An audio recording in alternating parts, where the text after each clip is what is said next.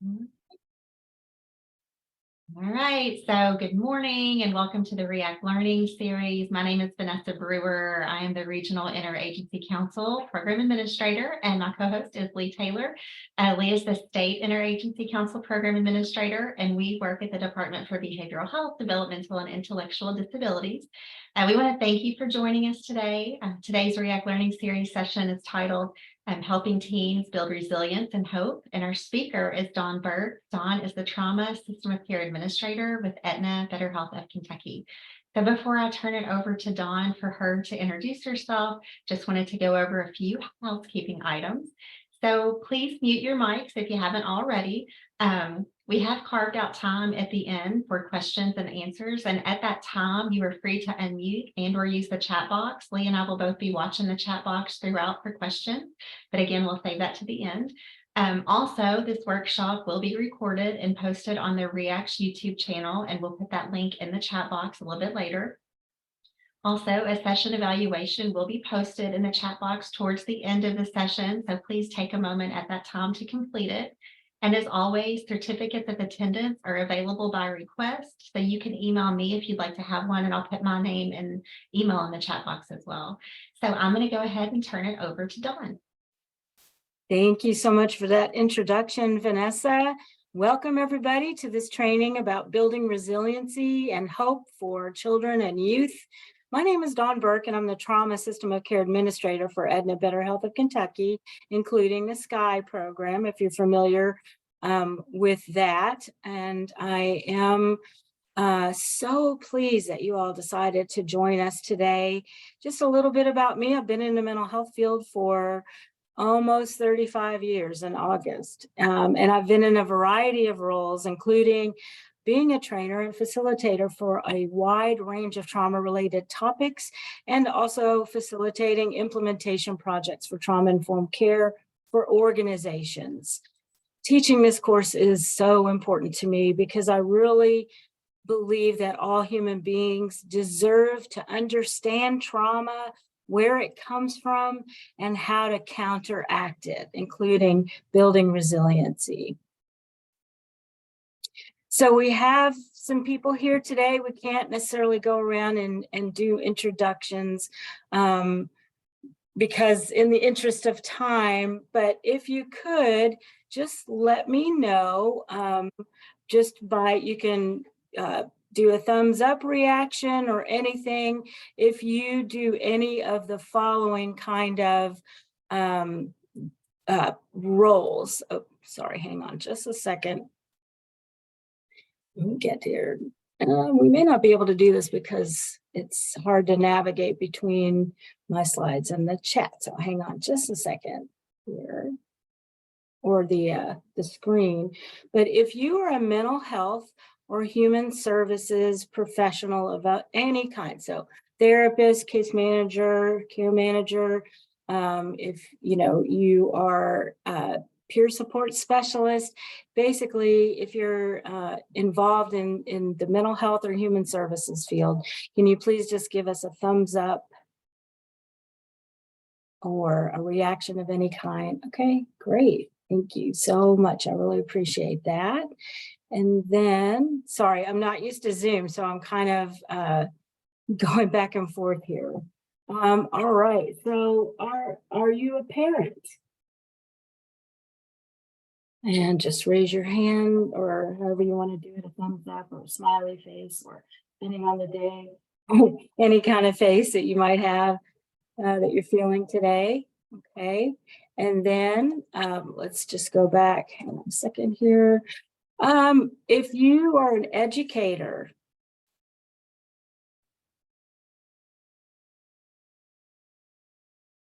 all right, so appreciate it. Do you work in juvenile justice, the administrative office of the courts, in the justice system in general?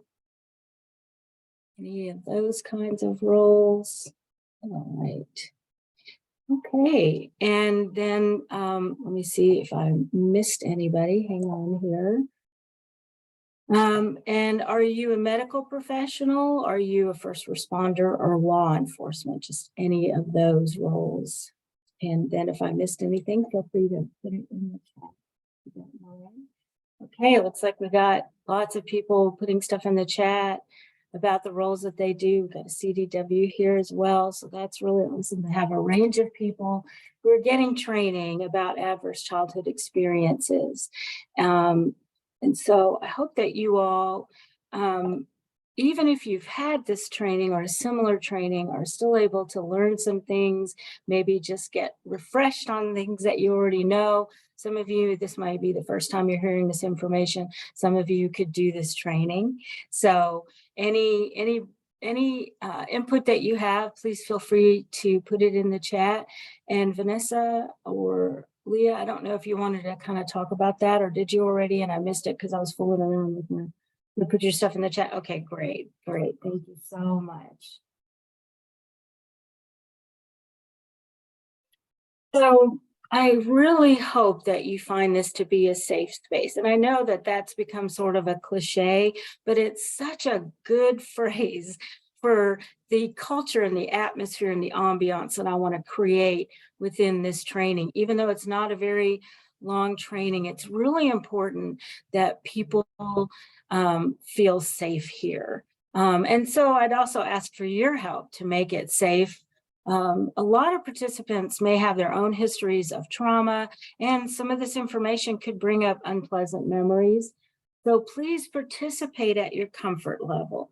Take a break if you need to. We won't have an official break because this is an 1.5 hour long training. I also ask if you can respect, I will respect your boundaries and ask that all participants respect each other's boundaries. And my hope is that you will leave with information and skills that make a difference in your life and in the lives of the people that you serve and in the lives of the people that you love. So we do have a lot of material to cover today, and a lot of your questions might be answered by the material. So definitely we want to try to leave some time at the end to answer your questions. And if not, if we run out of time, we'll definitely figure out a way to get those questions answered, probably through an email. So just remember to take care of yourself. Don't stress about anything that's going on. And if you do, then just feel free to step away and maybe get something to drink or whatever it is that provides you with some comfort. So part of the foundation of this training that we'll review a little more about that are understanding adverse childhood experiences and the impacts of those. So a lot of you, again, some of you may have had this training a little bit, a lot. Maybe you've never had this training or heard of this concept, but in order to figure out how to help build resiliency and hope in the youth that we're serving, it's important to understand adverse childhood experiences. And so even if you know a lot, I'm hoping this is a good refresher or provides with helpful information. So this section, we're going to focus on a few key points. Adverse childhood experiences are common. Many of us that are in this training have experienced them. And 20% of all Kentucky children have experienced at least 2 adverse childhood experiences prior to their 18th birthday. And so this is the 8th highest rate in the country. Adverse childhood experiences have lifelong effects on health and well-being, and the more adverse childhood experiences we have, the higher the risk is for all kinds of difficult outcomes. But please keep in mind throughout this training, and there's going to be a lot of reminders about this, the level or the score that you have of adverse childhood experiences is a measure of risk, but it is not destiny. And it's really important that we understand what kind of adversity the people that we're serving have experienced for a lot of reasons that we're going to be covering in this training. So we also want to talk about how positive childhood experiences and building resiliency skills can be an antidote to the effects of ACEs. So while some of this following information that we're going to talk about might be challenging or difficult or painful for you, please know there is hope on the horizon, and we're going to be covering that in this training. So before I go further, you may have seen this word bounce on a bunch of slides so far and thinking, what is that? So Bounce is an organization that was founded to help educate about adverse childhood experiences, which I may start calling ACEs from now on, and also to help reduce the impact on our communities. And I was trained by Bounce to present this series, and it's a great training. So we present it a lot here at Aetna. We think it's really important. And of course, Bounce has a lot of people who've been trained to present this, because the more we can get the information out, the better the chances that we have to improve the lives of children, youth, and adults in our communities, as well as across the state of Kentucky. So Bounce Coalition was launched in 2014 with a grant from the Foundation for a Healthy Kentucky.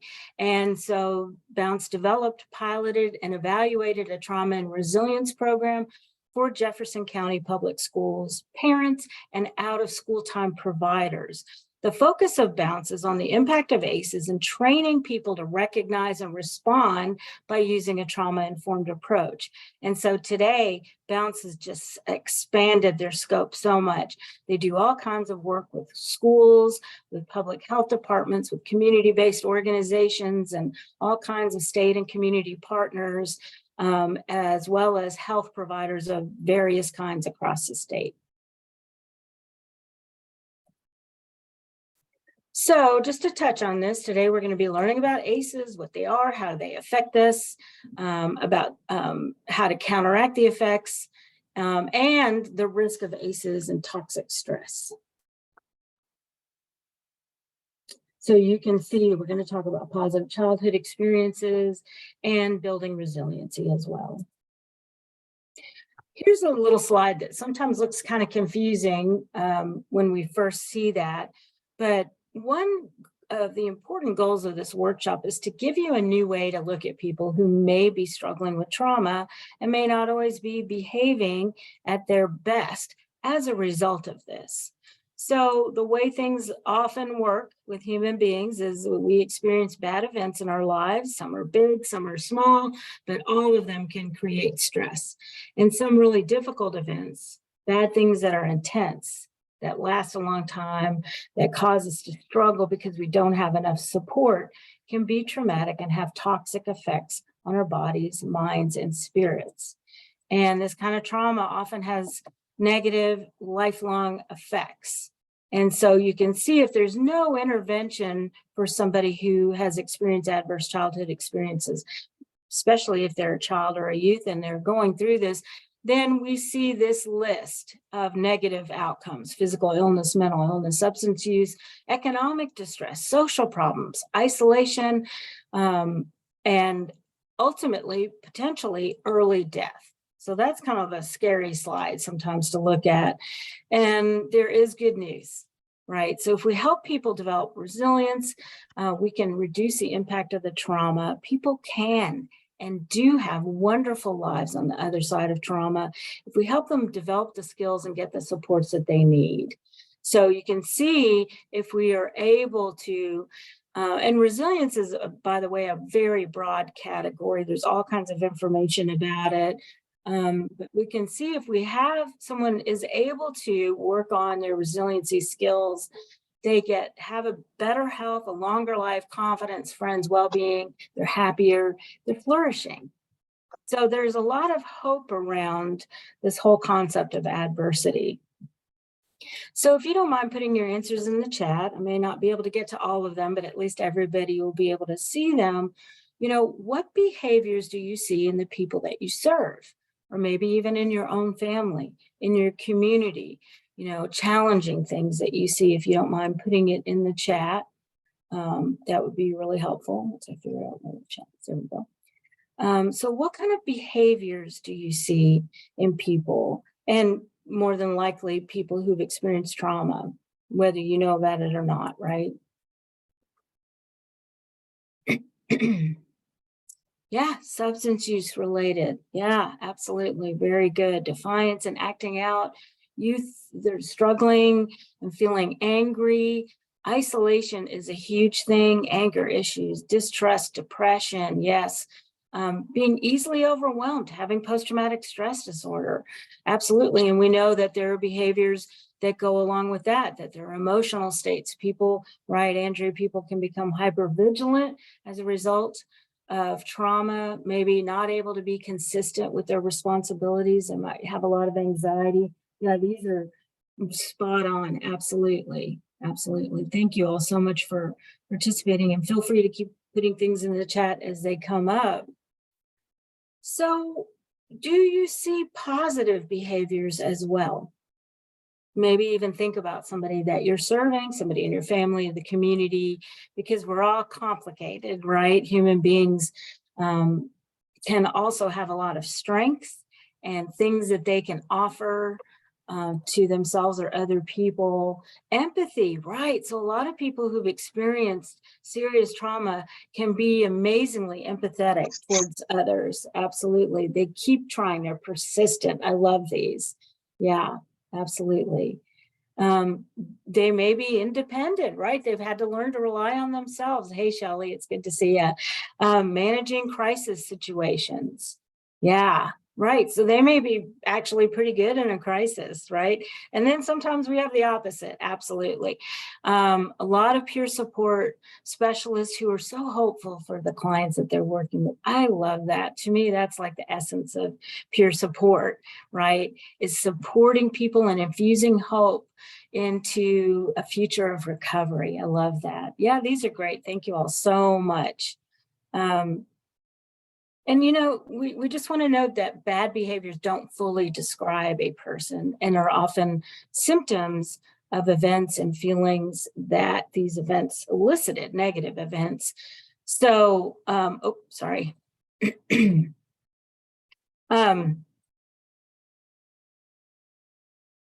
So sometimes, to frame this differently, think about if a person experienced an event last night that threatened their sense of safety and security, how may they behave the next morning? Let's say a teenager or a youth or even an adult, what might they be doing the next morning? And this is just something to kind of think about. And then sort of think about the strategies that you use to help people who may have experienced trauma that then leads to all kinds of challenges for them. And so speaking of that, we're going to watch a video, and Leah or Vanessa, if something goes wrong with the video, if you don't mind just coming off on mute, because I can't see anybody right now, that would be wonderful. Thank you so much. But let's go ahead and just talk about ACE screeners and ACE scores, or learn about.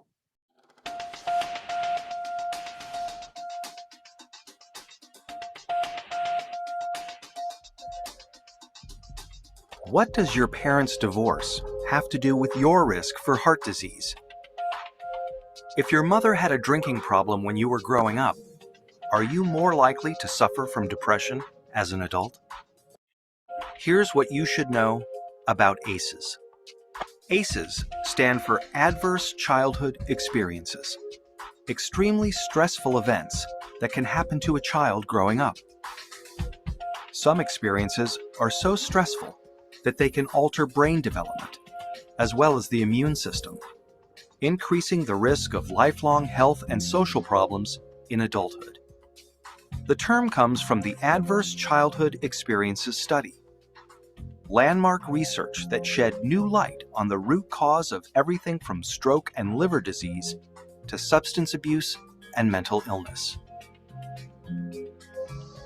In the late 1990s, an epidemiologist from the Centers for Disease Control and a preventive medicine doctor at Kaiser Permanente set out to understand the association between childhood experience and lifelong health. They asked over 17,000 people in the Kaiser Health Plan in San Diego about their health history, as well as difficult questions about their experiences growing up.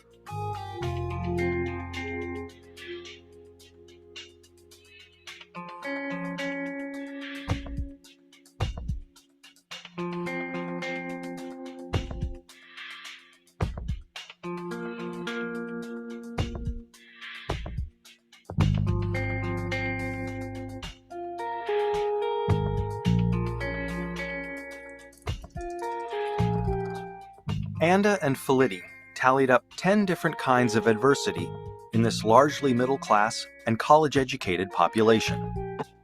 They were stunned to see how common ACEs were. 21% of all respondents were sexually abused as children. 19% grew up with someone who suffered mental illness.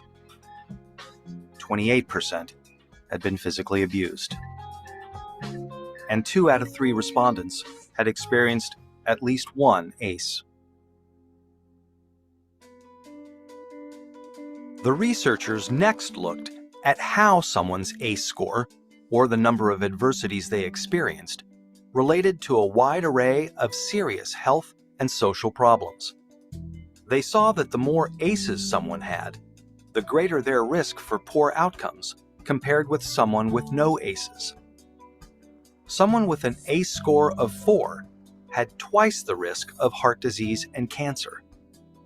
Someone with an ACE score of 5 had an 8 times greater chance of being an alcoholic. And those with an ACE score of 6 or more, on average, died 20 years earlier. With every major problem they looked at in the ACE study, the risk went up for each additional adverse experience in childhood.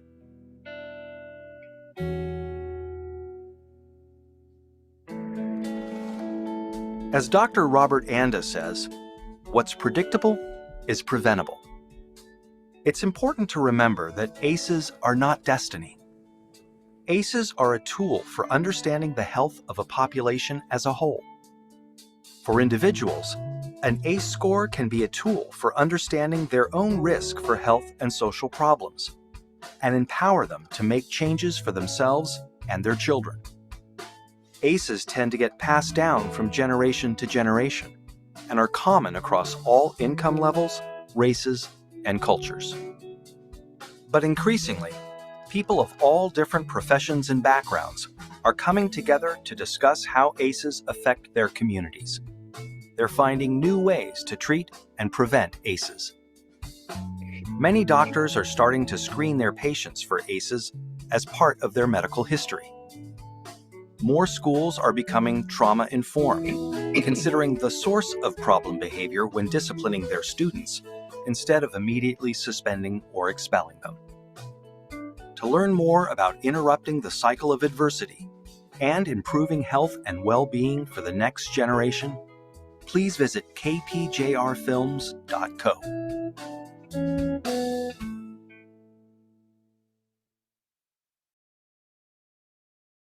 All right, so feel free to put any reactions you might have had to that video, that information in the chat. But here are the 10 ACEs that we saw in the video within those 3 broad categories of abuse, neglect, and household dysfunction. The actual survey is available in all kinds of places on the internet. It's very easy to use whatever your favorite browser is, and you'll see millions of articles at this point, and you'll be able to see the ACE screener. So those were the 10 questions that the original study would ask people. They would have that in the intake paperwork at Kaiser Permanente, and people were encouraged to check things.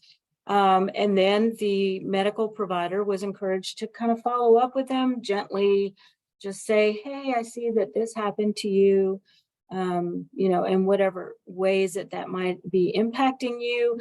And it's interesting because I will say, even after all these years, the study was done in 1997, a lot of medical providers find it extremely awkward to know this information. And I find that very, very sad, because the study shows it is just strongly showing the relationship between adverse childhood experiences and later problems in life, or even ongoing problems with childhood, within teen years, and then adult years as well. So you might be interested in taking the screener yourself. And if you're surprised or troubled by your ACE score, I invite you to really consider talking about it with someone that you trust, and maybe even consider seeking support and maybe even a help some help with the therapist. So of course, please protect yourself by not sharing your score or areas of concerns with this particular group so that you don't become too vulnerable and maybe sort of feel unsafe when you're doing that. But we do really want you to talk about it with somebody that you trust. The thing that's interesting about the ACE screener is that your score is based on the actual thing that happened to you that's on this list. And so in other words, you don't count how many times you were physically abused. You count physical abuse as one ACE score, and you know, maybe emotional neglect would be another one, and maybe a mother that experienced interpersonal violence. Those are all one score, no matter how many times it happened to you in your lifetime. The other thing is that some people are pretty confused by this list because it has divorce on it. And in my mind, the issue with divorce for a lot of people in our society as children, when our parents get divorced, we tend to sort of lose a lot of contact with one of those parents. So maybe one of the parents went from being around daily to you know, the child sees that parent once every 2 weeks on the weekends, or, you know, just way less. And so basically, when you think about any of these things under household dysfunction, your parent, if they're going through this, or both of your parents aren't available to you. And so that is a significant amount of adversity for children.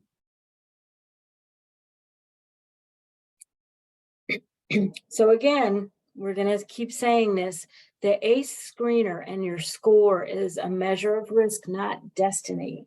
So if we look at the whole population, as I said in this video, it's a measure oftentimes of community health.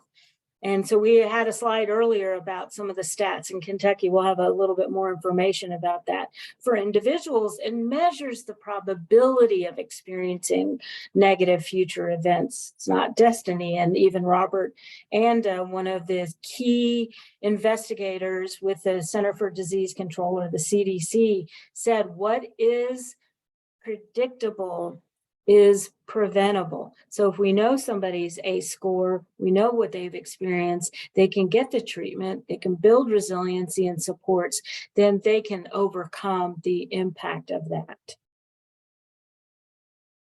Then, you know, think about, just compare this ACE study and its impact to a physical, in which your doctor asks about your family history. So if you have multiple relatives with a history of heart disease, your doctor may say that you're at increased risk, and here's some steps to take to reduce your risk. That doesn't mean you're going to have heart disease. It just speaks to the statistical probability and reminds you to pay attention to your situation. And so if we know our risk, we can take steps to reduce it, as I've already mentioned. ACE's score knowledge is like knowing your blood pressure numbers. It gives you the power to take positive steps. That's why knowing our ACE score is important. If we have a high ACE score, we may want to take extra steps to reduce the potential risk associated with that. So when this happened in 1997, this study, it was groundbreaking. And it was so amazing to hear the correlation and even causation between adversity and problems during childhood, teen years, and adulthood, that the CDC got involved with Kaiser Permanente. So Dr. Felitti started this. He saw stuff going on in his weight loss clinic, and he got concerned because one of his patients had gained 30 pounds in 3 weeks, and it turned out that she had a serious reaction to having lost significant, I think hundreds of pounds, and a coworker asked her out on a date, and it triggered a trauma reaction. And she didn't realize this, but she was getting up in the middle of the night, eating in her sleep. She wasn't conscious of it, but she'd wake up the next morning, and her clean kitchen was dirty, pots and pans and bowls and food strewn around, and yet the front door was locked and chained. So she knew it was her. And he realized that he helped her lose a lot of weight without realizing why she was gaining weight. And because her grandfather sexually abused her, unconsciously, starting as a child, she used food to comfort herself from the emotional pain and to be bigger. Because the bigger you are, the less likely people can hurt you, in her childlike mind, which, you know, as we get older, those kind of coping mechanisms stop working well at all. And yet we don't know what to do differently. And so that study was groundbreaking. The CDC got involved. And as a result of now tens of thousands of participants in the study, they've been able to link causation, correlation, and the CDC has deemed that childhood adversity is an epidemic in the US. It's an epidemic. And I would like to posit the theory that it's probably a pandemic, right? That childhood adversity happens throughout the world, but they could only talk about the US. And so we know that there's a lot of other common childhood adversities. Each of these on the screen has the potential to be an ACE, an adverse childhood experiences, even though it's not specifically in the ACE survey or the screener. And we know that that includes pandemics and natural disasters. And it'll probably be years of determining the impact of the pandemic on our youth, and not to mention adults, but how did this impact youth as they're going through this? And, you know, youth by nature don't always have the same coping mechanisms. It's hard for us to tell how it was impacting them when it was happening.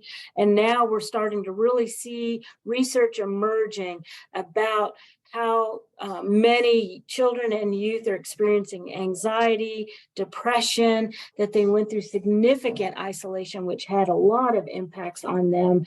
And we know as adults how that impacted us. So you can see that bullying, poverty, peer rejection, or just having no friends or being isolated from your friends, experiencing racism or all kinds of other discrimination, experiencing deaths in your family or your community or your support system, having multiple and traumatic losses. These are all ACEs: community violence, food scarcity, experience of the care system, poor academic performance, living in an unsafe environment. So a lot of these things even emerged in households during a pandemic that wouldn't have normally experienced some of this stuff by the nature of what we had to do to survive the pandemic.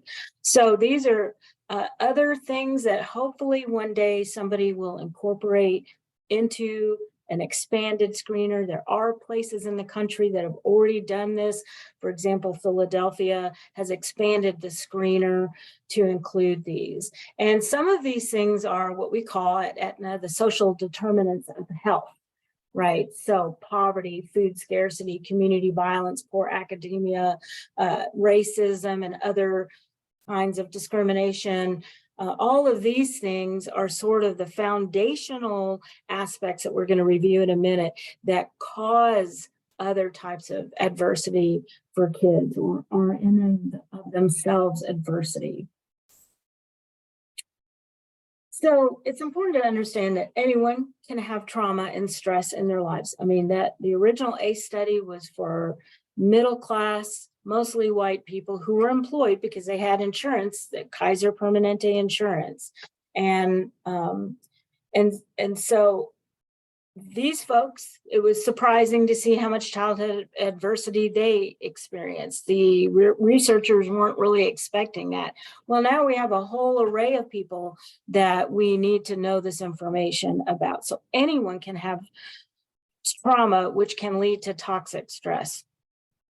Clinical conditions, behavioral health, physical health often have foundations in traumatic events or the accumulation of stress. And that includes substance use disorders. So, you know, there's a lot of stigma for people who are experiencing addiction. And yet the research, the ACE study in particular, shows how clearly that is linked to childhood adversity. And so we need to be compassionate to all people because we never know what trauma or stress they are dealing with. And we also know there are variables that increase or create toxic stress and trauma. So the intensity of the events, how long it lasted, and how much support or lack of support the person had at the same time. All of those things can really intensify the effects and impact of trauma. ACEs are just a special kind of trauma. Adverse childhood experiences by nature have those higher factors, the intensity, duration, and level of support by nature. They happen before the age of 18, so the brain is developing rapidly and is way more susceptible to the impact of these kinds of difficulties.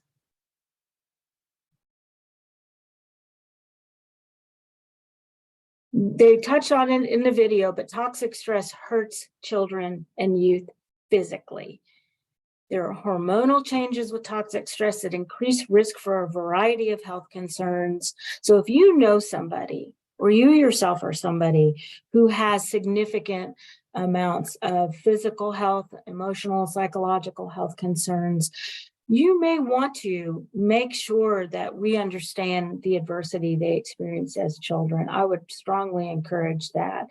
Neurological changes that alter emotional response and thinking, causing an individual to have problems with their abilities to cope. They may have never even learned how to do any of that. And so they're trying by doing things that are considered health risk behaviors, but usually in the beginning were effective in some way in helping to deal with the emotional pain of trauma. Trauma also causes genetic changes. They call this epigenetics that could affect a host of medical and psychological conditions genetically, that even if the individual has little to no toxic stress in their personal experience, changes in the genes in the family line of people who experience trauma can affect future family members. And again, this isn't destiny. This is risk and figuring out how to kind of overcome some propensities that you might have or some vulnerabilities you might have if you have intergenerational trauma, or in your family if there's historical trauma going back a long time. So you can see in this image the adult brain activity, the right-hand image that experienced a lot of toxic stress. You see the altered neural connections in the developing brains as well. So dark areas where you should see little connections or activity. Then you might see overstimulated neural connections resulting in consistently elevated levels of stress hormones such as cortisol. This can negatively impact memory and learning ability. So children in particular may have a reduced ability to learn new things, which is a kind of learning disability that we often do not see in our educational systems as something that people are figuring out. So this may reduce tolerance to even mild stress. It may manifest itself as depression and anxiety.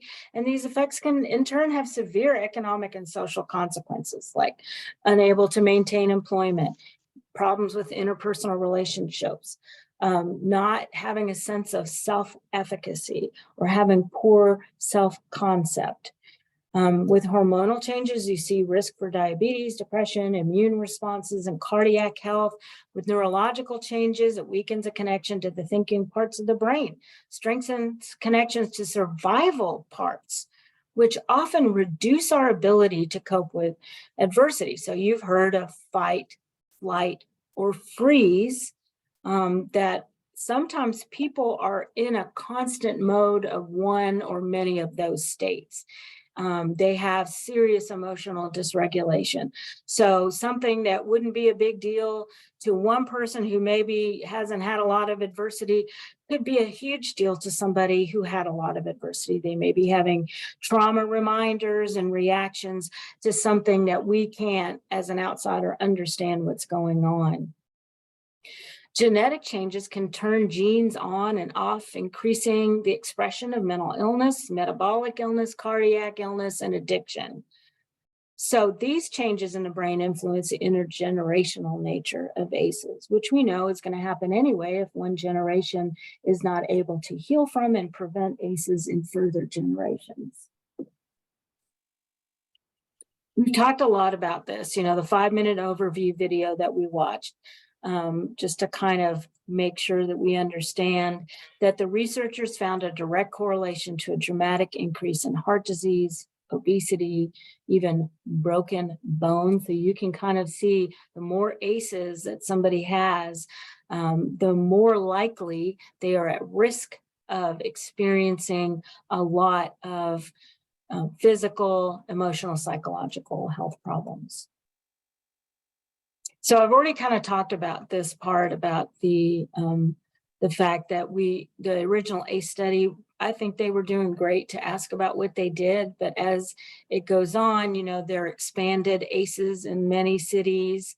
And so I'm just gonna show that even in this, you can see that this older house in the front that's maybe a little dilapidated is contrasted with these shining, you know, huge towers of who knows, condos, apartments, et cetera, right in the background. And so disparity is a foundation for ACEs, which we're going to see in this slide. This slide is a little overwhelming when you first look at it, but underneath the roots, these are the roots of a lot of adversity, are poverty and discrimination, community disruption, lack of opportunities. So lots of disparities in economics, mobility, and social capital, as we call it, poor housing quality and affordability, and violence.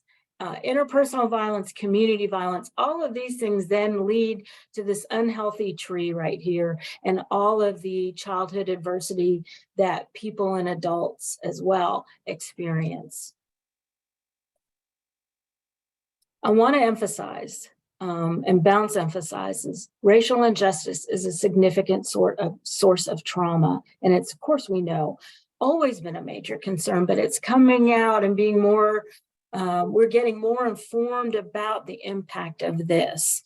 And so I always want to emphasize that discrimination of any kind, not just racial, but being discriminated for anything,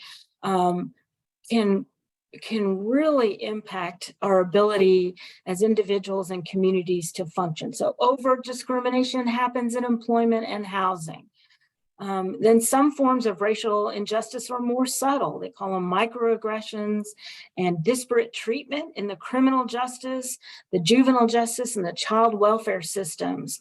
These are all examples, and it's a whole training to talk about this, but I encourage, if you have not had it, to get training about racial injustice and other forms of discrimination.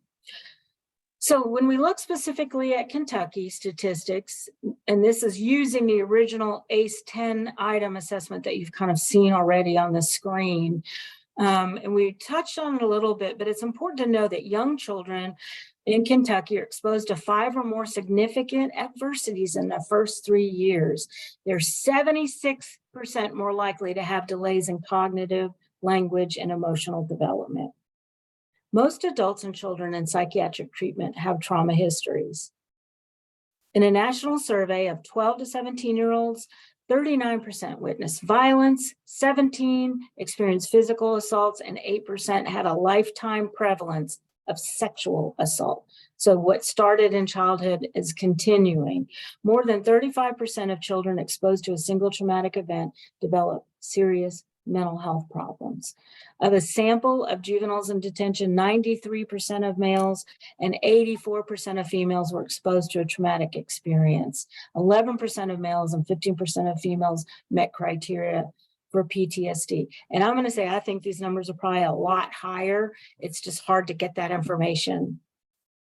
More than 60% of youth aged 17 and younger have been exposed to crime, violence, and abuse, directly or indirectly, and this is national. So in Kentucky, more than 20% of Kentucky kids and 40% of adults have experienced at least 2 ACEs. So one ACE can put you at risk of mental health and physical issues. When you think of 2 or more, and then 3 is when we're really getting serious. By the way, somebody is not on mute. So I wondered if you could check your system and put yourself on mute for us, please, because we're kind of hearing stuff. Thank you. So this, again, increases risk for a wide range of health, mental health, economic, and social issues across Kentucky, within communities, and as a state as a whole, in the state as a whole.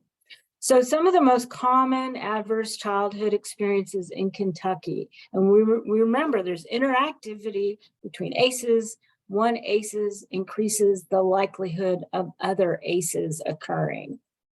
So we're looking at child abuse, divorce, which we know, unfortunately, it's in the news constantly, that Kentucky has the highest rate of child abuse in the nation, with Indiana being a close second. So these ACEs are very common in Kentucky: child abuse, divorce, incarcerated relatives, and we know substance use. So there's a lot of interconnectivity that causes oftentimes more adversity. So for example, a home in which a parent is incarcerated is going to have a higher risk for divorce or child abuse. A home in which there's substance abuse has an increased risk for incarceration, interpersonal violence, divorce. ACEs are almost always interconnected, and each ACE increases the odds of another that will occur. So kind of think about what you're seeing in your workplace, maybe in your family, in your community. Because we know Kentucky has the highest rates per capita for child abuse. That's physical, sexual, and emotional abuse. And I know that this part of the training is depressing. I hear it, I get it. But hang in there. We're going to get to the good stuff. So trauma comes back as a reaction, not a memory. We're oftentimes have no idea why we're reacting in a way that we are. And you know how often we ask kids, why did you do that? Right?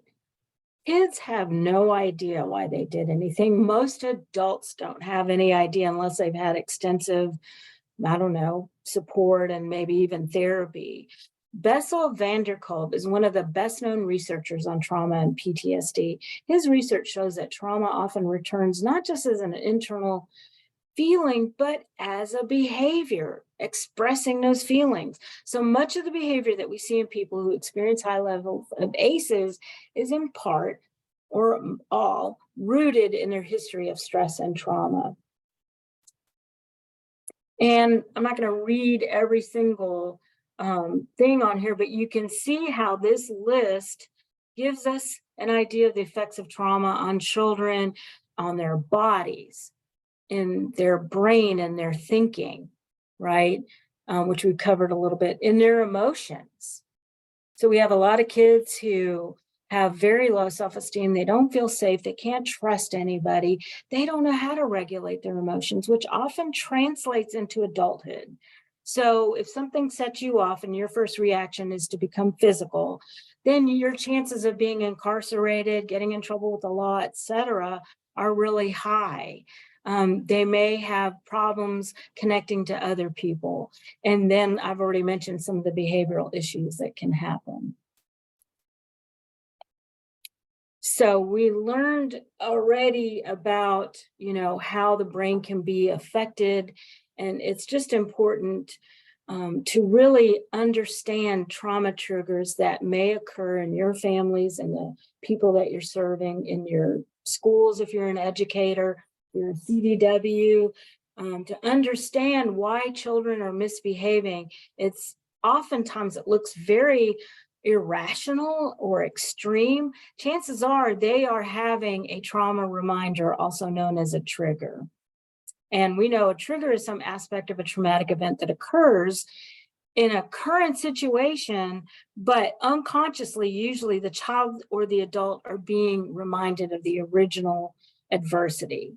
So it could be sounds or smells, feelings, like if you're feeling unsafe, you may be in a place that reminds you, it kind of parallels something bad that happened in the past. If you're with someone who has an aggressive posture or tone of voice, somebody's being emotional with you, these can all be trauma reminders. So think about, for example, when a preschool teacher innocently puts her hand on a child's shoulder, the child overreacts by having an emotional meltdown, or they freeze, or they try to run. The trigger in this situation, which is a preschool teacher putting a hand on the child's shoulder, brought the child back to an event where he or she was physically abused by an adult in the home. So it's really important for all of us, professionals, family members, community members, to recognize that trauma triggers are often unexpected and highly intense, right? And so we want to keep in mind that we're not talking about someone being, quote, crazy, which I hope none of us use that language, but that rather they're having an understandable reaction to abnormal, unfortunately they're normal, but they're very painful situations that people have experienced in the past.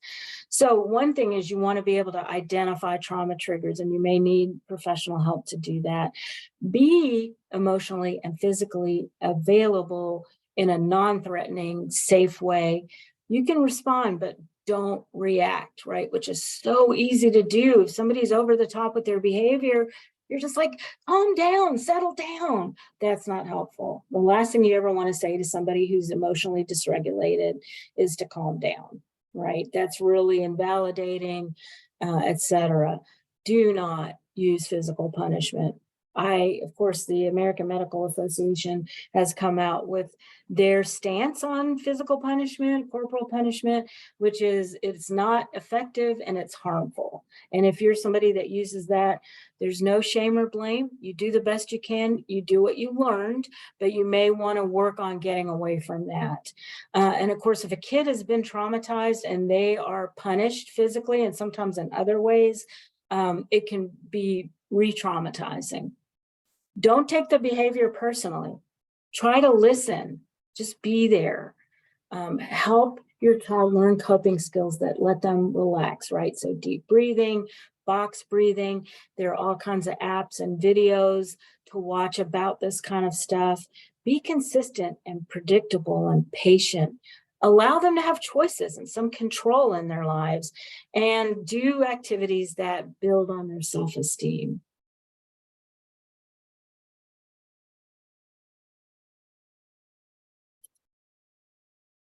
So now that we know about ACEs as a society, the question should always move away from what's wrong with you, right? To what happened to you and how can we help you be more resilient? That's kind of the follow-up question. And so this is a trauma-informed approach that really makes an important shift in perspective. When you're not asking somebody, what's wrong with you, right? Which is very blaming and shaming, but thinking, what happened to you? Then you're opening up an environment that's safe and helps someone start to regain trust in other human beings. Trauma, like good experiences, trauma is universal and it helps to shape us. So it's tempting to see people who behave badly as bad people, and especially as kids. They inconvenience us, they cause distress sometimes to us and other people in our community, and they may threaten our own sense of safety. But the thing to focus on is what happened to them that they're behaving like this. We may be seeing them at a particular moment when they're not at their best, and we don't know what the difficult situations are. We can't always see their pain and suffering except for how they're behaving. So understanding that people who are making bad decisions have probably experienced great trauma helps us lean in and support them rather than blame them. That doesn't mean we accept bad behavior, right? But understanding that the roots of bad behavior are often in trauma helps us to offer warmth and compassion and empathy while still maintaining high expectations and boundaries as we teach replacement behaviors, as we explore adversity and help people heal. Inflicting trauma in response to bad behavior is re-traumatization, and it makes things worse. So, in your workplace, for example, you may have a student who doesn't qualify for special ed, but the classroom teacher is frustrated with the behavior and wants to remove the student. Sometimes a client or somebody that you're serving has been difficult. They're not making follow-up appointments. Sometimes you're setting up appointments with the family that doesn't follow up, but you have to help them because maybe their child is having a lot of difficulties and the family is refusing to be involved. Criminal justice system, most people in corrections have extensive histories of traumatic experience. The research is off the chain with that, and punishing them does not reduce the odds of reoffending because they're still traumatized and then they're being re-traumatized by being in prison. So think about how you can relate some of these examples to situations you've observed in your work setting. On the surface, You want to blame the child, the adult, for their behavior. That's human nature, that we want to do that. But if we look at what we call the fuller, thicker story of what's going on, then we can gain empathy, compassion, and an ability to help people heal and feel safe.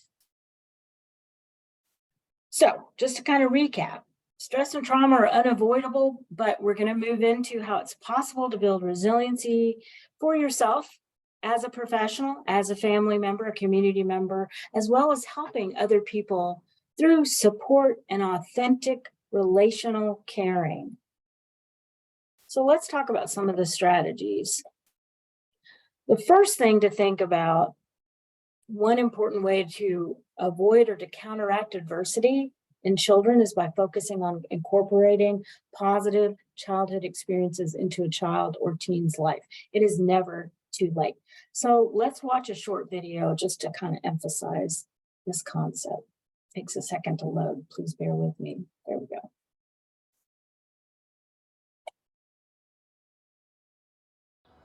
Hi, this is my neighborhood. I grew up in this building.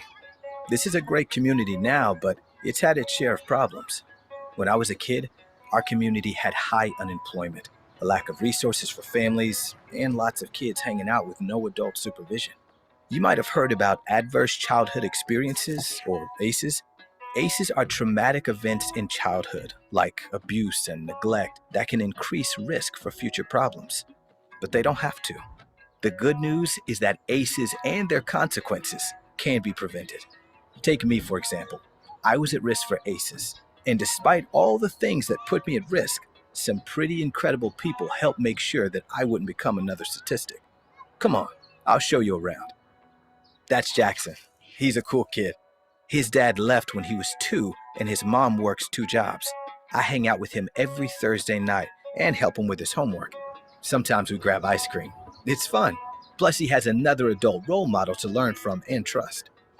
That's Mr. Martino. When I was a kid, he let me help him at the store sometimes after school when my parents were working late. He did that for a bunch of us. My dad actually found his job as a mechanic because of Mr. Martino. This helped our family in so many ways. Not only did my dad have a steady paycheck, which eased his stress about paying rent and buying necessities like food and clothes, but he was also a lot nicer to me, my brother, and my mom once he started working a job that made him feel good about himself. When communities come together, they can do so much to prevent ACEs. Mr. Martino and other local business owners put together a series of career workshops to help people like my dad find work. My mom also got a job with a company that allowed her to work from home and spend more time with me and my brother. Mariana has just gotten out of a class about handling challenges of single parenting. The clinic offers free childcare so Mariana's daughter, Ella, can play while Mariana's in class. The class helps parents like Mariana develop positive parenting skills, not just for babies and toddlers, but for teenagers too. This is another way our community has come together to give families the resources they need, and just one more way to prevent ACEs. This was my school, Riverside Middle, right in the heart of town. These kids are here for a sponsored summer camp. This community-supported program helps families with affordable, quality childcare and helps kids get tutoring and learn life skills. When I was a kid, I spent a lot of time at this school all year long. There was one counselor, Miss Greer, who I remember more than anyone. She was a really good listener. Miss Greer helped me and my brother get involved in after-school activities like baseball and soccer. Our coaches were super nice and were mentors to us. Staying after school for practice kept us and a lot of other kids out of trouble. When schools help take responsibility for preventing ACEs, everybody wins. My life could have gone in a completely different direction. Studies show that ACEs can have long-term negative effects on kids' health and well-being that may last into adulthood and even continue in future generations. But by people and groups taking action, ACEs can be prevented. In fact, there are 5 known strategies that help stop ACEs before they even start.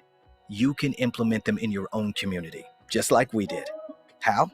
By strengthening economic support for families, by changing social norms to support parents in positive parenting, by providing quality care and education early in life, by enhancing parenting skills to promote healthy child development, and by intervening to lessen harms and prevent future risk.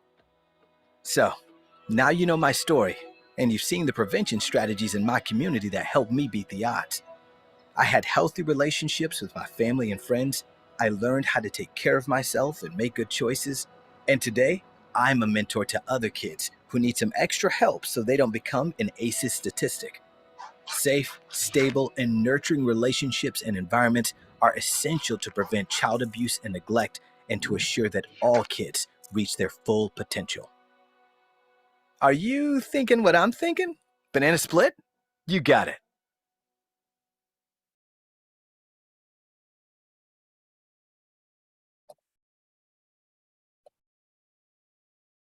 All right, so that video kind of sets a tone for our next discussion, and positive childhood experiences are what the gentleman on the video is experiencing. And the 40 developmental assets by the Search Institute has a really amazing kind of research and background and training on the 40 developmental assets, which many of you have heard about and maybe know a lot more than even I do about this. But they identified 40 positive supports and strengths that young people need to succeed. Half of the assets focus on relationships and opportunities they need in their family, schools, and communities, which we call external assets. And the remaining assets focus on the social, emotional strengths, values, and commitments that are nurtured within the young people, which are internal assets. And since positive childhood experiences are aligned so well with the 40 developmental assets, I like to use them kind of interchangeably. So I definitely encourage you to look up the 40 developmental assets by the Search Institute and learn even more than we are going to be covering in this training. So the video really emphasized families matter, which of course we already know that. In addition to family support, other adult relationships are really important. For example, if a young person receiving support from 3 or more non-parent adults are going to have a higher level of resiliency. If they live in a caring neighborhood and a young person experiences caring neighbors, for example, if they experience a caring school climate where the school provides a caring, encouraging environment and their parents are actively involved with the school and the personnel. Community matters. So, one of the sets of the 40 developmental assets, and by the way, we don't have time to go through all of these, but I want to highlight the important aspects. Young people in that community perceive that adults value them in the following ways: that the community sees youth as resources, they're given useful roles in the community. The youth are in service to others. So if they can serve the community 1 hour or more per week, the research really shows how much that can counteract or prevent adversity. And then safety is really key. If the young person feels safe at home, school, and in their neighborhood. Boundaries and expectations matter. There have to be clear expectations and boundaries within families, schools, neighborhoods, with adult role models who are showing them how to do that, positive peer influences and high expectations where adults are encouraging the young people to do well consistently, and the youth are using their time constructively. Because we know that kids who are just sort of on their own and loose tend to get in trouble. That's just kind of the nature of human beings. Positive self-worth matters. So we already talked about internal assets or mentioned them. This is a commitment to learning, to positive values, which are being modeled for them, social competencies, and all while the youth are gaining positive identities. So this chart, which may be a little confusing at first, but it indicates the more developmental assets a child or a youth have, the higher their scores on the 8 factors associated with thriving behaviors will be. Thriving behaviors are success in school, helping others, valuing diversity, exhibiting leadership, resisting danger, delaying gratification, and overcoming adversity.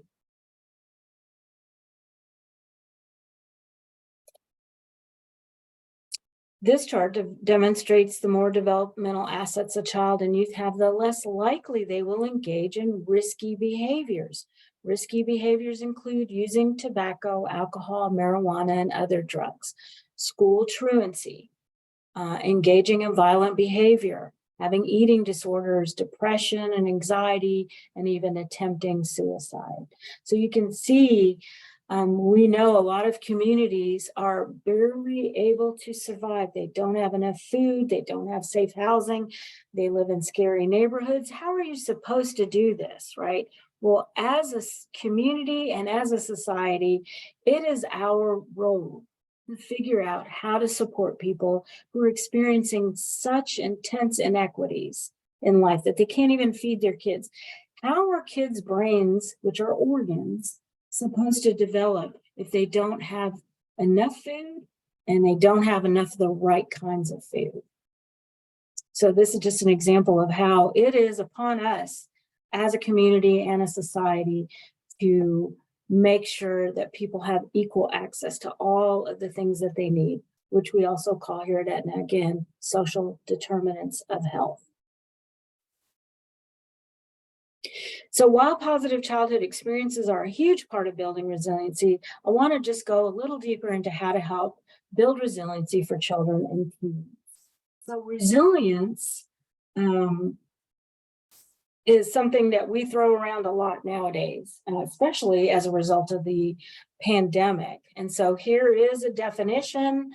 A lot of times you'll hear people say bounce back. A lot of people don't like that phrase.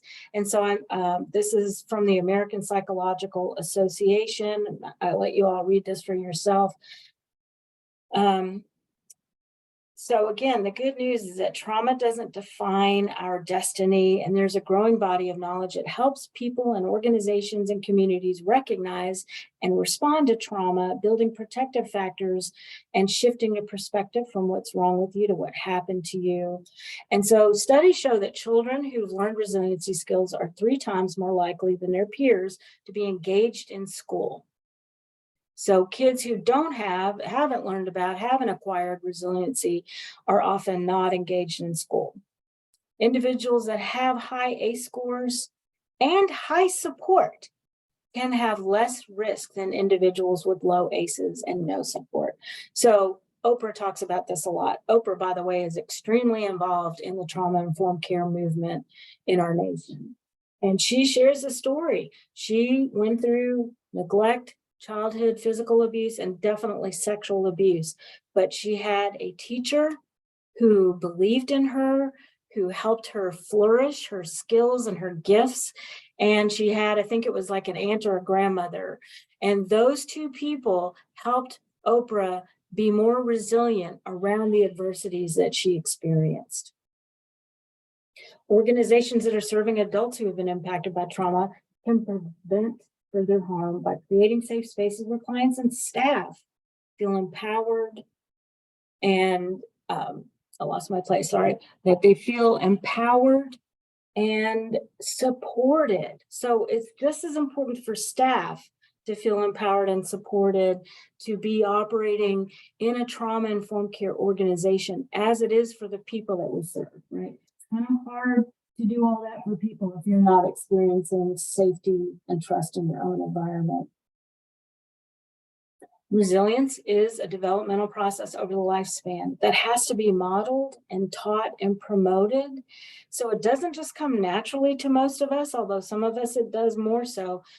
Please remember, it's never too late. And the big thing is the presence of a caring adult is the #1 protective factor for youth. The number and quality of healthy relationships is the best way to reduce or buffer ACEs. And here at Aetna, we are constantly talking about, with our SKY program especially, that children and youth heal in the context of relationships. So if you are someplace where you do not feel loved and supported, or maybe even safe, it's going to be impossible to recover from the impacts of trauma. But if you have at least one loving, caring, supportive adult in your life, then the possibilities of your recovery increase exponentially. So here are, let's see. Okay. I'm missing a video. I'm missing a slide. Okay, what happened? All right, so 10 ways to help build resiliency in children and teens. And this too is from the American Psychological Association. Make connections, which we've already talked about right a lot in this. Connecting with others provides social support and strengthens resiliency. So you have to teach our children the importance of engaging and connecting with their peers, including the skill of empathy and being able to listen to others. Find ways to help children foster connectivity, connect them to their peers in person as much as possible, but if necessary, through the phone, video chats, and texts. And we've talked a lot about how important it is to build a strong family network. Help your child by having them help others. So that was one of the developmental assets that we heard about. Children who may feel helpless can feel empowered when they're helping other people. So engage your child in age-appropriate volunteer work, or ask for assistance yourself with tasks that they can master. And at school, brainstorm with your children about ways they can help others in their class, or even in children who are in lower grades. Maintain a daily routine, right? So consistency is one of the most important things to help kids feel safe, and it's one of the most difficult things for human beings to do. Sticking to a routine can be really comforting to children, especially young children who crave structure in their lives, even if they don't act like it. That is what helps kids feel safe, is having structure and routine that has flexibility, right? We never want to be rigid around it. We want to be able to change things in a way that makes sense if necessary. So work with your child to develop a routine, highlight times that are for work, school, and play. During times of distress or transition, you might need to be flexible, as I mentioned, with some routines, and at the same time, schedules and consistency are still important to maintain. Take a break. While some anxiety can motivate us to take positive action, we also need to validate all the feelings that our children are having. Teach your child how to focus on something that they can control or can act upon. Help by challenging unrealistic thinking, by asking them to examine the chances of the worst case scenario and what they might tell a friend with those worries. Be aware of what your child is exposed to that can be troubling, whether it's through the news, online, overheard conversations, right? We don't think kids are listening. They are listening to us constantly when we're talking. They are absorbing things that they're hearing even from another room on the television. So it's really important to be aware of what they're exposed to. And I know we're saying amp up their connectivity through phone and maybe even texting. At the same time, we really want to make sure that our children are not being bullied in any way, and that we can help them build resiliency around that. It's really important to build unstructured time during the school day to allow children to be creative. And we know that educational systems are not always able to do that for a variety of reasons. So try to really replicate that in your own life if you can, in your family's life. Teach your child self-care, which is kind of hard to do if we're not doing self-care. And again, this is a no shame, no blame, no judgment training whatsoever. But this may be making more time to eat properly, exercise, get sufficient sleep, and very importantly, make sure your child has time to have fun and to participate in activities that they enjoy. Sometimes as a family, we're just trying to make it from day to day, and we're not thinking about family time. We're not thinking about fun. Adults are not used to always thinking about what kind of fun we can engage in, and we kind of forget about that for our kids and families. So caring for ourselves and having fun will help children stay balanced and better deal with stressful times. Move towards your goals. Teach your child to set reasonable goals and help them to move toward them one step at a time. Establishing goals will help children and youth focus on a specific task, and it can help build the resiliency to move forward in the face of challenges. At school, break down large assignments into small, achievable goals. For younger children and for older children, acknowledge accomplishments on the way to larger goals. Nurture a positive self-view. Help your child remember ways that they have successfully handled hardships in the past. Help them understand that these past challenges help build the strength to handle future challenges. And it helps kids to learn to trust in themselves. please keep things in perspective and maintain a hopeful outlook, right? So even when your child is facing very painful events, help them look at the situation in a broader context and keeping a long-term perspective. We don't want to ignore toxicity or adversity. We want to acknowledge that and be able to build hope. You know, sometimes your child is too young to consider a long-term look on their own. So help them see that there's a future beyond their current situation and that the future can be good. An optimistic and positive outlook really enables kids to see the good things in life and keep going even in the hardest times, as it does for adults. In school, use history to show that life moves forward after bad events, and the worst things are specific yet temporary. Look for opportunities for self-discovery. Tough times are often when children learn the most about themselves. Help your child take a look at how whatever they're facing can teach them what I am made of. At school, consider leading discussions of what each student has learned after a tough situation, right? So being able to talk about the impact of the pandemic, etc. Accept change. Change often can be scary for children and teens. Help your child see that change is a part of life and new goals can replace goals that have become unattainable. It's important to examine what's going well and to have a plan of action in place for what's not going well. In school, point out how students have changed as they've moved up in grade levels and discuss how that change has had an impact on your child or your youth. So let's kind of talk about some of these components and think of a child that you know, maybe your own and maybe one that you're serving, that you know that in school or community, and think of ways for the child that you've identified. Of course, we're not going to use any names here, that can help build resiliency. And you can definitely feel free to put some things in the chat around that. But to create a resiliency plan, we need to consider what are some of the risk factors for your identified child and what are some of the protective factors? What are some developmental assets for this child that either they're engaging in or that are possible and that they could engage in? What are areas of concern for the child? What are the triggers, the trauma reactions or reminders for the child? What are supports that you can provide this child as a parent, a caregiver, you know, a partner in whatever way, if you're a teacher or you work in a mental health setting and you're, you know, a therapist, a case manager, community support worker, peer support specialist.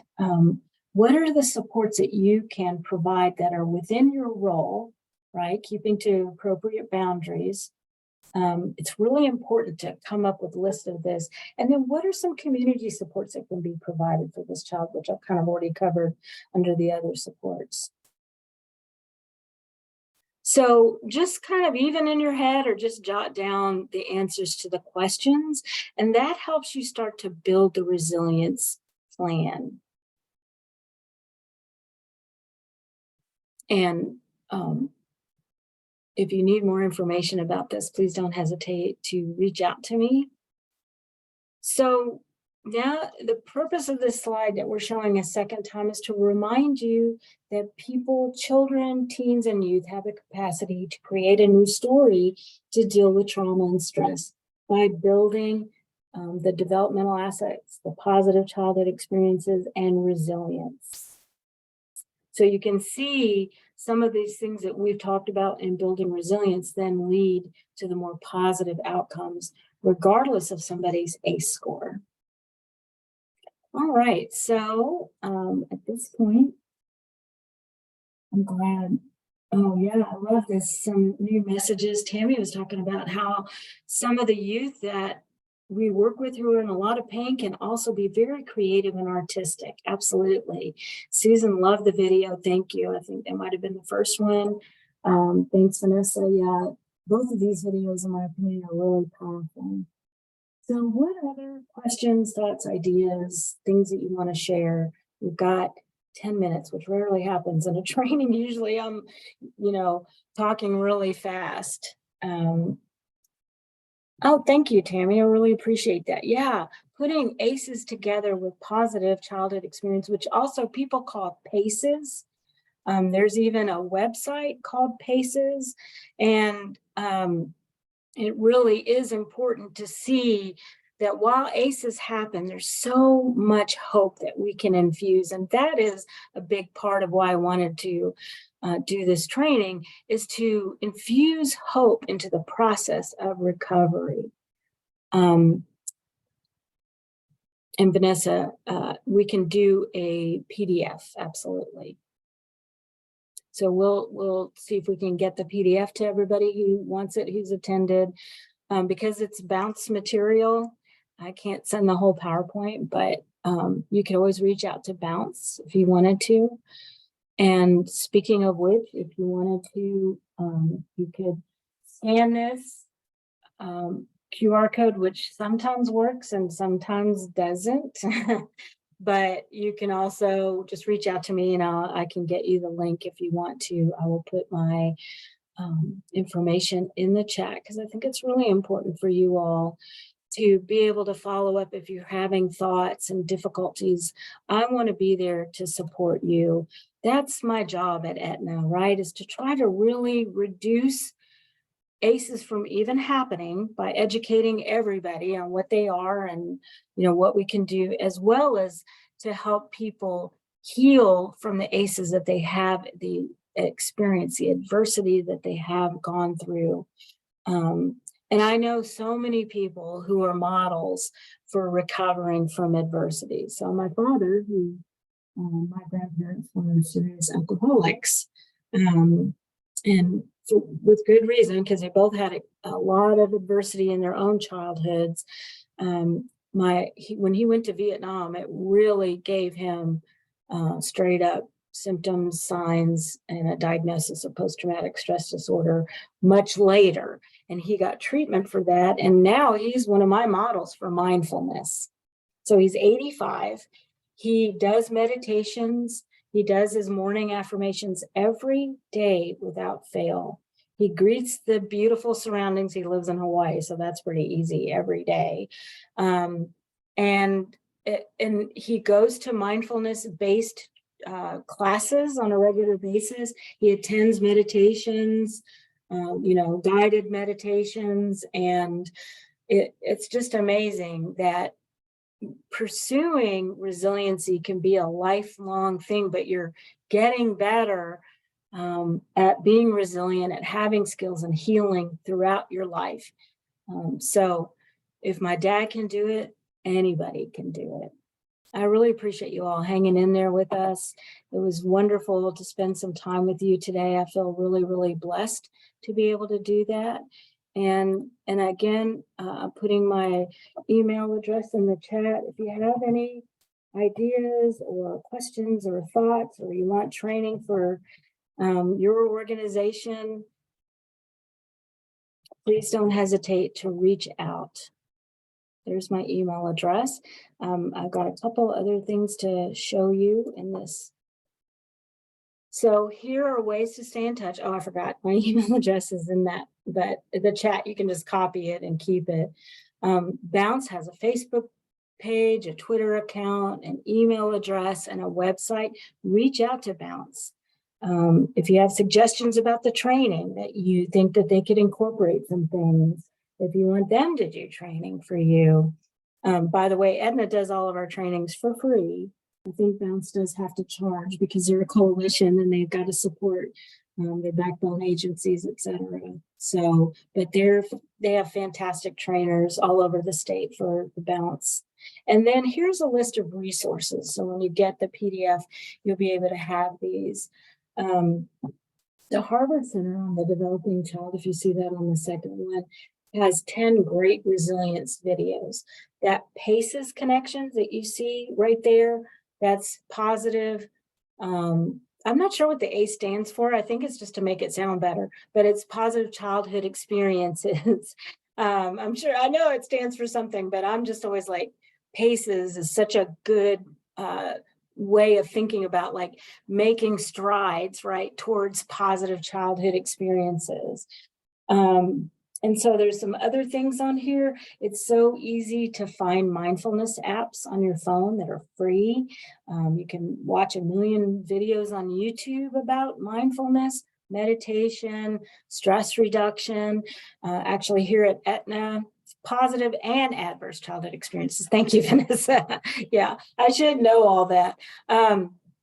But there are just so many ways to even, and I would encourage you to start small. If you're not somebody who's doing self-care, who's involved in mindfulness, that's okay. There is never any shame or blame, even though sometimes we feel concerned or embarrassed, or we're hard on ourselves because we're not doing self-care. Self-care is a hard thing to do. Right? You got to have time to do it. You got to have the resources. You have to have the motivation to do it. You have to have the self-compassion to say, you know what? I deserve to engage in some self-care today. And it might be that you just snuggle with your favorite pet, right? Unless it's an alligator, but maybe you can snuggle with your alligator too, because I've seen that. You know, maybe you just spend 5 minutes walking around the neighborhood, that you read a little bit of your favorite book, that you do some meditation, that you engage in art, or you dance, or you make music, or you listen to music. I mean, it's so individualized. And one thing that I love to focus on too is practicing gratitude. That is something that you can do very easily, even if you make a mental note, right? To say, wow, that was a really nice affirmation that somebody just gave me. Sometimes I actually have a gratitude file in my email cabinet because, you know, if I get an affirmation of some kind or a compliment, I'll just stick it in there. And every once in a while, if I'm having a hard day, I open those up to read them. And it's not because I'm bragging, right? So a lot of us have a lot of internal messages around self-compassion and self-care. We think we're being overindulgent. We think that it is our job to sacrifice ourselves for the benefit of other people. Some of us have been raised with those messages. Some of us have engaged in caring for others as a way of coping with our own childhood or adulthood adversities. And that can be really motivating, but it can also get to the point where it's kind of out of control and you're actually becoming harmed because you're not able to fill your own tank. And so then you're just giving and giving and giving to the point of being beyond empty. And that's when we see people with burnout, with compassion fatigue, with secondary traumatic stress even, which is, all of those are really serious job hazards that anyone who's a helper in any capacity can experience. And if you're being exposed to other people's trauma on a daily or all day long basis, I would invite you to consider using self-care, et cetera, as a technique to overcome or prevent even the effects of trauma exposure on professionals and on helpers. So there's all kinds of things, you know, for me, one of the most powerful ways that I recharge is by hanging out with my family and or my friends. And I'm just lucky because my family, we all get along really, really well. That's not always the case for people. And my friends, now that I'm this age, they are my family, right? I mean, we've known each other for 30, 40 or more years at this point, which yes, I'm that old. And so, you know, I feel like I've learned a lot throughout my 35-year career in this field. I feel like pretty early on when I became a unit manager and a local resource coordinator for Impact, that I was seeing the effects of trauma exposure, and I went to trainings and I learned about it, and we did regular trainings on that for my team and anybody else who was interested, and we talked a lot about that in supervision. So the impact of trauma, of course, was really clear to me with my father and the challenges that he experienced until he was treated for post-traumatic stress disorder. I became very passionate about it. That happens to a lot of us, right? We get in this field to learn about the things that affect us and to help other people who are affected, but you can't help anybody else if you're drained completely. You have nothing to give. And that's not fair to you, right?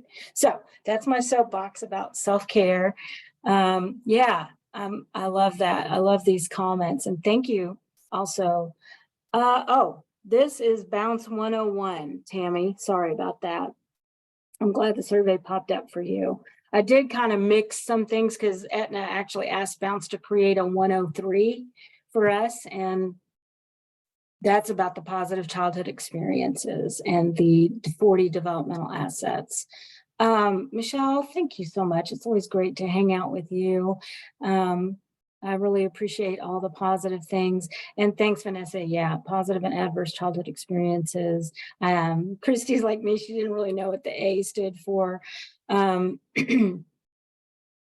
and time with people. If you're more of an extrovert, I'm not like the life of the party kind of extrovert, but I do get replenished by hanging out with people that I love. So I hope that you can do something this weekend to replenish yourself. I hope that you've got some good takeaways to help you, your family, your community, and the people that you're serving. Thank you for your time and attention. I know I went a little bit over.